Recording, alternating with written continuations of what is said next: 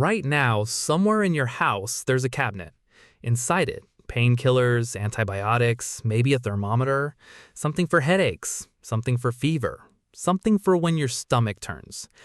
You have never once thought about how extraordinary that cabinet is. For 300,000 years, your ancestors had nothing inside it. No ibuprofen, no antibiotics, no doctor to call, no hospital 30 minutes away. Just a body that was failing, a tribe watching, and whatever the earth around them had to offer. So what did they actually do? The answer is stranger, darker, and more impressive than anything you learned in school. Let's start with a thing nobody talks about. Your ancestors didn't treat the sick alone. In 1983, archaeologists excavating a site in Iraq called Shanidar Cave found the remains of a Neanderthal man. He had lived roughly 45,000 years ago. They named him Shanidar I. When they reconstructed his skeleton, what they found stopped the entire team. This man had a withered right arm, probably from birth. His right eye socket showed damage consistent with blindness. He had a healed fracture across his skull. His legs showed signs of severe arthritis. He was, by every measure, completely unable to care for himself. And yet, he had lived to his mid-40s, ancient for that era, ancient for anyone. He didn't survive because he was strong. He survived because someone fed him, someone kept him warm, someone looked after him for years, maybe decades, asking nothing in return. That wasn't medicine. That was something older than medicine. It was the first thing ancient humans did when one of their own got sick. They stayed. But staying wasn't enough. At some point, someone had to actually try to fix the problem, and your ancestors were paying close attention to the world around them. In 2019, researchers analyzing the dental plaque of ancient humans found something remarkable. Locked inside calcified tartar, the same stuff your dentist scrapes off your teeth, were the chemical signatures of plants. Specific plants. Plants with known medicinal properties. Yarrow, groundsel, ephedra, the same plants used by traditional healers for thousands of years after. Yarrow stops bleeding. Groundsel reduces inflammation. Ephedra opens airways in people who can't breathe. Your ancestors weren't guessing. They had accumulated thousands of years of trial and error, path from mother to daughter, elder to child, generation to generation. A living library of what worked and what killed you. And some of what they knew we still use today. Willow bark was stripped, chewed, or boiled into a bitter drink for fever and pain. The active ingredient in willow bark is salicin. Your body converts it into salicylic acid. You know it better as aspirin. They had aspirin. They didn't have a name for it, they didn't know why it worked, but they used it with precision for at least 10,000 years before a German chemist synthesized it in a laboratory in 1897 and called it a discovery. They also had something else, something that sounds primitive until you understand what it actually does. Fire. Not just for warmth, for medicine. When a wound became infected, a cut, a bite, a puncture from a hunt gone wrong, one method was to press a heated stone or coal directly against it. Cauterization, burning the wound closed. This sounds brutal. It also works. Cauterization kills bacteria at the site, seals the wound, stops the blood. Surgeons still use a version of it today with electrified instruments in operating theaters that cost more than most houses. Your ancestors did it with a rock pulled from a campfire. And beyond fire, they had something modern science almost overlooked. Honey. Not just the stewed. Raw honey is antimicrobial. When applied to a wound, it releases hydrogen peroxide in slow, controlled doses. It creates an acidic environment that bacteria cannot survive in. It draws moisture out of the wound by osmosis. It prevents infection.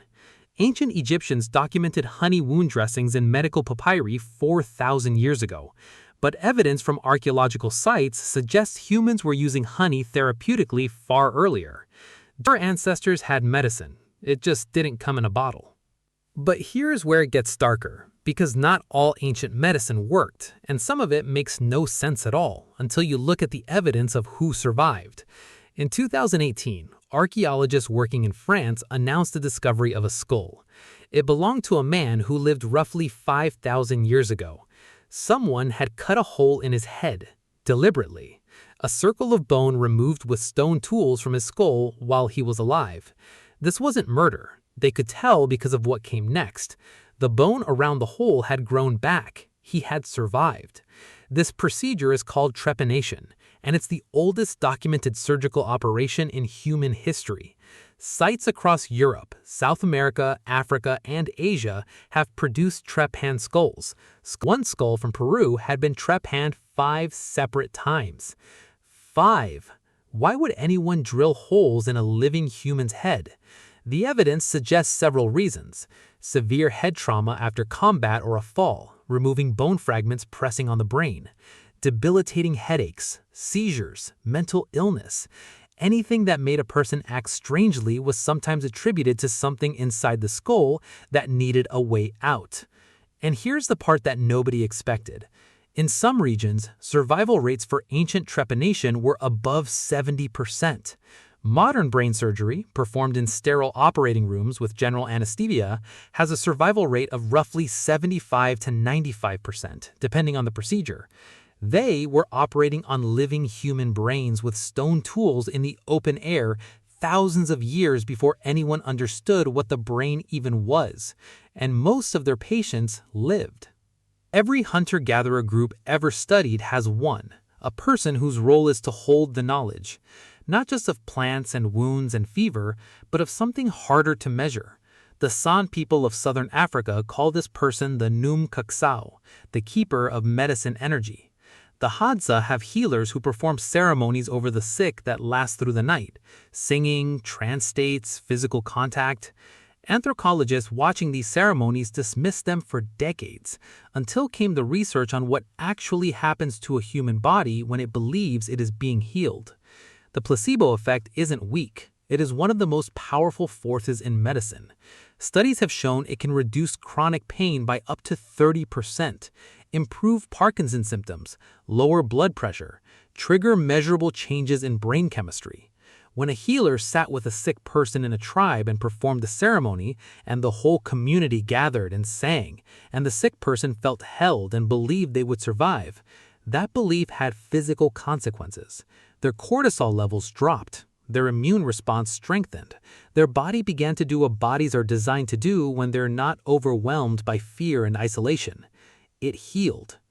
Modern hospitals are extraordinarily effective at surgery and acute care, and almost entirely absent of what the healer provided. You go alone, you lie in a bed behind a curtain, you see a doctor for 11 minutes, nobody sings. Here's what we know now. In 2015, a team of researchers published a study on chronic illness and social connection. The data was unambiguous. Social isolation increases the risk of early death by 29%. Loneliness is as damaging to the body as smoking 15 cigarettes a day. The thing that kept Shanidar 1 alive wasn't just food and warmth. It was the act of being surrounded by people who refused to leave. That is medicine. It's the oldest medicine there is, and for most of human history, nobody had to prescribe it. It was just what you did when someone in your tribe got sick. You put the sick in rooms by themselves. We told them healing was a private thing, a medical thing, something between a patient and a professional. We forgot that the healer was never the most important part of the ceremony. The tribe was. Your body still knows this. Every time you feel worse alone and better when someone sits with you. Every time a phone call from someone who loves you breaks a fever of anxiety you couldn't shake for days. A cabinet in your house is a miracle, but it was never the whole answer.